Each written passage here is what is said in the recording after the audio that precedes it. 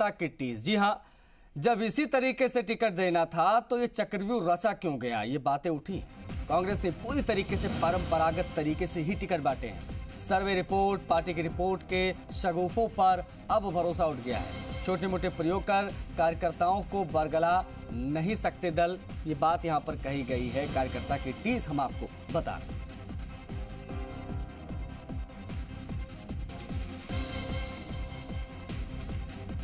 निजाम कंटालिया हमारे सहयोगी कनेक्ट हो गए हैं। ये जो 3 खबर हमने गुच्छे में आपको बताई, इसी पर बातचीत के लिए। निजाम, राजनीतिक गलियारों में बहुत सारी चर्चाएं चल रही हैं। आज नॉमिनेशन का आखिरी दिन है। अब ऐसे में सबसे पहला सवाल मैं आपसे वॉकओवर पर लेना चाहूंगा। ऐसा क्यों कहा जा रहा है कि हॉट सीट पर आपसी कोऑर्डिनेशन नजर आया है? तमाम बड़े दलों का, विशेष तौर पर बीजेपी कांग्रेस ने एक दूसरे को वॉकओवर दिया है। देखिए, राजस्थान के चुनावी रण की तस्वीर साफ होगी। अगर बात करें, सभी दलों को जो टिकट देने थे वो दे दिए हैं, लेकिन जिस तरीके से टिकट वितरण से पहले जो बातें कही जा रही थी, अगर कहें तो सरदारपुरा सीट पे मुख्यमंत्री अशोक गहलोत के सामने केंद्रीय मंत्री शेखावत का नाम चल रहा था, तो बहुत सारी चीजें चल रही थी। तो कार्यकर्ताओं को लगा कि भाई सभी के सामने मजबूत दावेदार उतारे जाएंगे। बेशक जो अभी उतारे गए हैं वो भी अपनी जगह मजबूत हैं, लेकिन एक चर्चा जो चल रही है राजनीतिक गलियारों में वो यही है कि क्या दिग्गज नेताओं को दोनों दलों ने पहले की तरह फिर से वॉकओवर दिया है। जो वर्तमान प्रत्याशी है, हम उन्हें कमजोर नहीं कह रहे, लेकिन जो नाम चल रहे थे उन नामों को फिर कहां चले गए। तो ऐसे करके कई जो राजनीतिक गलियारे हैं, जो ग्रुप हैं, व्हाट्सएप ग्रुप है, उनमें एक सवाल लगातार ये फैल रहा है कि एक तरफ जहां अगर बात करें तो पूर्व मुख्यमंत्री वसुंधरा राजे के सामने, तो वहीं अशोक गहलोत और सचिन पायलट के सामने जिनके संभावित नाम बताए जा रहे थे वो नजर नहीं आए। और दूसरी बात देखिए कि अगर इस पूरे मामले में अगर आप दोनों की सूचियां देखें तो एक बात सामने आ जाती है कि दोनों के पास समान अवसर थे, दोनों के पास कहीं पे एक्सपेरिमेंट करने के अवसर थे, लेकिन उनमें जो एक्सपेरिमेंट किए गए वो ऐसा लगता नहीं।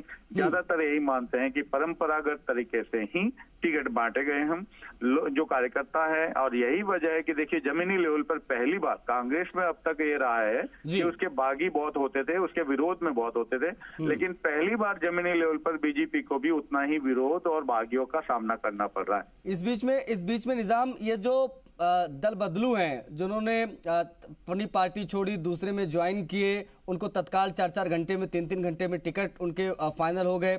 विशेष तौर पर कर्नल सोनाराम, प्रशांत परमार, मनीषा गुर्जर, इन लोगों ने कल भाजपा छोड़कर कांग्रेस ज्वाइन की और कुछ ही देर में तीनों को टिकट मिल गया। अब ऐसे में ये जो टिकट अटेंडम बांटे गए हैं, इस प्रकार के नेताओं को दिए गए हैं, अब ऐसे में जो पिछले 5 साल से संघर्ष कर रहे थे, उस सीट पर पर्टिकुलर टिकट का दावा कर रहे थे, उनका क्या होगा? उनमें क्या खलबली, क्या बेचैनी, क्या नाराजगी? देखिए, अब तक की जो दोनों सूचियों का हम लोग देखने के बाद पता चलता है कि दोनों ही तरफ से कांग्रेस बीजेपी में 3-3 फैक्टर चले। कांग्रेस में गहलोत, पायलट और आलाकमान, और दूसरी तरफ बीजेपी में संघ, सर्वे और राजे, वसुंधरा राजे, यानी कि ये 3-3 फैक्टर चले। पहले जो बातें कही जा रही थी, सर्वे रिपोर्ट, सभी तरह की जो कह सकते हैं बहुत सारी बातें कही गई थी कि एआईसीसी का सर्वे है, चाहे राष्ट्रीय पार्टी, दोनों बीजेपी का राष्ट्रीय सर्वे है, तो बीच में जो लिस्टें जारी हुई उनमें वो कहीं नजर नहीं आया। बेशक सबसे आखिरी सूची में दोनों ही दलों ने कुछ ऐसे नाम दिए जिससे कि जो आम कार्यकर्ता है उनको महसूस हुआ, लेकिन जैसे अगर कुछ नाम ऐसे भी आए जो उनके दल से कभी जुड़े नहीं रहे, जो बेसिक कहा जाता था कि जो सेवा दल से या एनएसयू या यूथ कांग्रेस में समय देगा, या बीजेपी में अगर कहें तो संघ में समय देगा, या फिर उनके जो एबीवीपी हैं, चाहे जो उनका पूरा जो कैडर है उसके जरिए जो सेवा करेगा, लंबे समय तक रहेगा, वो ऊपर आएगा। तो दोनों ही पार्टियों में ये चीजें नजर नहीं आए, तो कार्यकर्ताओं के लिए ये एक बड़ी सवाल है कि वो अगर 5 साल तक दरी उठाते हैं, 5 से 10 साल तक सेवा करते हैं, अगर ऐन वक्त पर ही इस तरह से पार्टियों किसी को भी टिकट मिलना, 5 घंटे पहले टिकट मिलता और 5 बजे टिकट मिलता और रात को 10 बजे अगर वो माफ कीजिए 5 बजे अगर वो पार्टी ज्वाइन करते हैं, रात को 10 बजे टिकट मिलना है, तो अब जो कार्यकर्ता हैं, जो पदाधिकारी हैं, वो 5-5, 10-10 साल तक जमीन पर क्यों अपने लिए इतनी मेहनत करेगा? अच्छा, ये कितना बड़ा चैलेंज होगा इन दलों के लिए, उन कार्यकर्ताओं को मनाना? क्या जो इस प्रकार से छोटे प्रयोग करके उनको बरगला लिया गया है, क्या आने वाले समय में इसका विरोध भारी पड़ सकता है इन तमाम दलों को? और ये कितना बड़ा चैलेंज होता है इन पार्टियों के लिए कि इन बागियों को मनाया जाए, जो नाराज हैं उनका डैमेज कंट्रोल हो पर्टिकुलर सीटों पर? देखिए, स्थितियां आज दोपहर के बाद मतलब यानी जब आज नामांकन वगैरह सब दाखिल हो जाएंगे, कल हो जाएगी स्थिति आमने सामने। लेकिन इसके बावजूद आपका जो वफादार कार्यकर्ता है उसको घर से बाहर लाने में आपको छींके आएगी। मतलब घर से बाहर लाने में आपको बहुत दिक्कत होगी। अगर आप चाहे कितना ही करें, कई सीटों पर जो ऐन वक्त पर प्रत्याशी बदले गए, जो दलों से बाहर से आए हैं या कहें कि रातों रात जो जुड़े हैं, उनको और भी ज्यादा कह सकते हैं मुश्किल आएगी। बेशक समर्थक होते हैं सभी के व्यक्तिगत, लेकिन जो पार्टी का वफादार कार्यकर्ता है वो अंदर से बहुत महसूस करता है जैसे कि उसके साथ एक बड़ी चोट हो गई हो। तो ये दोनों ही दलों को अब सामना करना होगा इस चीज का, और ये आने वाले जो 20 दिन है उसमें सामने दिखेगा। मतलब 3 सप्ताह के अंदर जो भी 25 नवंबर को चुनाव है, उससे पहले ये सारी चीजें बहुत सारी जो है जमीनी पर चुनौती के रूप में बड़े मंत्रियों को टिकट कटे, अभिमन्यु पूनिया से लेकर अभिषेक जी तक सबको टिकट भी बांटा गया, सोशल इंजीनियरिंग की बात की गई। अब ऐसे में ये क्यों कहा जा रहा है कि परंपरागत तरीके से ही कांग्रेस पार्टी ने इस बार भी टिकट बांटे? बेशक देखिए कि अगर कहे कि इस सारे मामले में देखा जाए, दो प्रदेश अध्यक्ष, बीजेपी के 2 प्रदेश अध्यक्ष अरुण चतुर्वेदी और अशोक परनामी जो पहले प्रदेश अध्यक्ष है, उनके टिकट कट गए। दूसरी तरफ महेश जोशी का नाम है। अगर बात करें तो और भी बहुत सारे नाम कटे, लेकिन महेश जोशी का नाम इसलिए ज्यादा आ जाता है कि वो मुख्यमंत्री अशोक गहलोत के बेहद करीबी और सहयोगी माने जाते हैं। तो यही चीज है जो हमने पहले कही कि पायलट गहलोत और हाईकमान। तो हाईकमान ने किसी जगह पर अपनी बताई कि भाई हम हाईकमान हैं। और दूसरी तरफ बीजेपी में भी अगर आप देखेंगे तो पूर्व मुख्यमंत्री वसुंधरा राजे के चाहने पर बहुत सारे टिकट दिए। करीब 52 टिकट ऐसे हैं समर्थक जो वसुंधरा राजे के करीबी माने जाते हैं। लेकिन जब बात आई यूनुस खान की और अशोक परनामी की या अगर बात करें तो और भी जो दूसरे टिकट है शेखावत की, तो उन मामलों में फिर से हाईकमान ने दिखा दिया कि भाई वो उनकी बात पे राजी नहीं।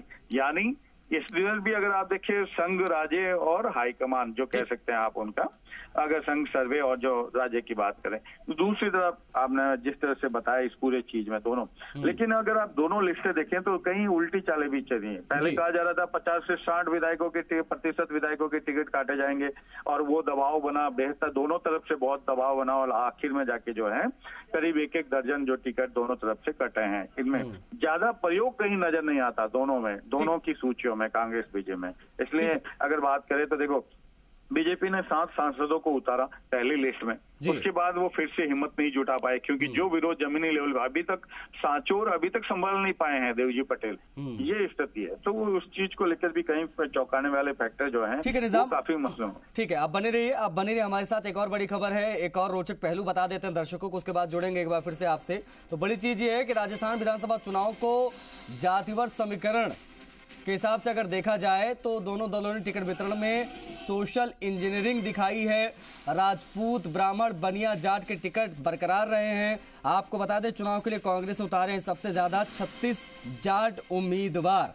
जातिवार हम ये आंकड़े आपको बता रहे हैं, वो समझ लीजिए। बीजेपी ने 200 में से 33 सीटों पर उतारे हैं जाट उम्मीदवार। कांग्रेस ने 17 तो बीजेपी ने 25 टिकट राजपूत समाज को दिए हैं। ब्राह्मण वर्ग को बीजेपी ने 20 तो कांग्रेस ने 17 टिकट दिए हैं। बनिया वर्ग को देखें तो दोनों ही दलों के लिए 11-11 टिकट सामने आए हैं। दोनों ही दलों ने 11-11 उम्मीदवारों को टिकट दिया है।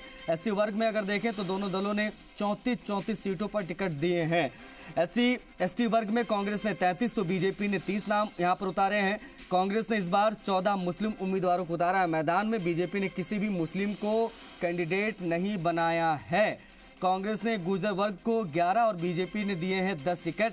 माली वर्ग में कांग्रेस ने 4 और बीजेपी ने दिए हैं 3 टिकट। निजाम हमारे सहयोगी लगातार बने हुए हैं। निजाम, अगर सरसरी निगाहों से देखें तो पूरा राजस्थान जातियों में बटा नजर आता है। अब ऐसे में जातिगत फैक्टर को देखा जाए तो सोशल इंजीनियरिंग किसकी कहां टिक रही है? देखिए, हमेशा ही राजनीति में उतरने वाले सभी राजनीतिक दल एक चीज का दावा करते हैं कि वो कभी भी जातियों के अनुसार टिकट नहीं वितरित करते हैं। वो केवल अपने बेहतर कार्यकर्ता, बेहतर जो नेता होते हैं उनको टिकट देते हैं। लेकिन इस चीज को कोई इंकार नहीं कर सकता कि जब चुनाव में टिकट बांटे जाते हैं तो सबसे बड़ा आधार जो होता है वो जातिगत होता है। राजस्थान की राजनीति में अगर देखें तो सबसे जाट, राजपूत, ब्राह्मण, और अगर बात करें SC ST सभी का है, लेकिन जाट, राजपूत और ब्राह्मण को हम लगातार देखते रहे हैं कि किस तरह से उसके इर्द गिर्द होती है। इस बात की बात करें तो राजपूत में इस बार कांग्रेस ने 17 टिकट दिए हैं और भाजपा ने जो है अगर कहें तो 25 टिकट दिए। सबसे ज्यादा जाट समाज को 36 कांग्रेस ने और भाजपा ने 33 दिया है।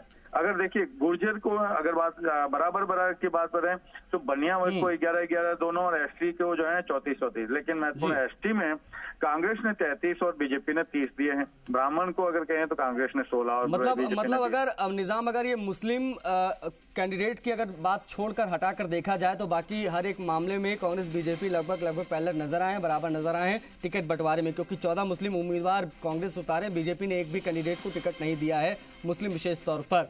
बहुत शुक्रिया निजाम आपका इन तमाम महत्वपूर्ण और रोचक पहलुओं को बताने के लिए, तमाम जानकारियों को साझा करने